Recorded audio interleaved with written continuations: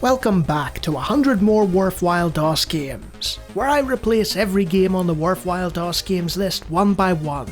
Today's game is no stranger to subscribers, having appeared in at least 6 different videos on the channel, so you'll forgive me if I don't talk about it much. One Must Fall 2097 is the best fighting game DOS ever produced, where you pilot giant robots called Hars and smash them against each other in arenas and deserts to thumping 90s dance music. Unlike its contemporaries, OMF also sported a career mode, allowing you to upgrade your robot and character and manage your winnings effectively as you entered tournament after tournament. The choice of both character and bot, the multitudinous modes, and the combination of great graphics and sound with smooth fighting and easy to pick up but difficult to master gameplay meant that this is an all-time classic. Unfortunately, much like the previous entry in my series, it's impossible to outright replace One Must Fall 2097, because it was created in response to the lack of a good port of Street Fighter 2 on the PC.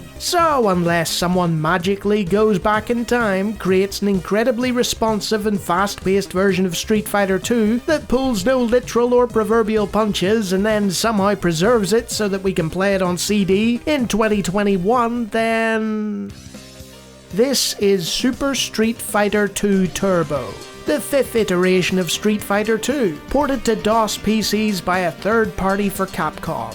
It may have taken them 4 years and 5 different versions of the game, but they finally got one right. A few animation frames and a smaller, more zoomed in focus on the action due to a difference in resolution between the arcade version and monitors of the time were some of the concessions made and differentiate this title from its predecessors. But it plays a mean fighting game, and all that Street Fighter-y goodness is there. I had never taken on Street Fighter 2 growing up, so I pitted my OMF sharpened reflexes against the computer, which is why Ryu is a complete punching bag throughout most of this footage. You can play versus challenge against a friend or take on the classic arcade mode, where a series of computer opponents will beat you into bloody submission in a best of 3 format. Sure, there's a distinct lack of gameplay modes, but the options section is to be credited, allowing you to alter the difficulty and pace of the game, with all kinds of sound settings for music allowing CD audio in the setup file, and the ability to customize the graphics in-game. And predictably, it's in-game where Street Fighter 2 shines brightest, with superb kicking and punching throughout different parts of the world,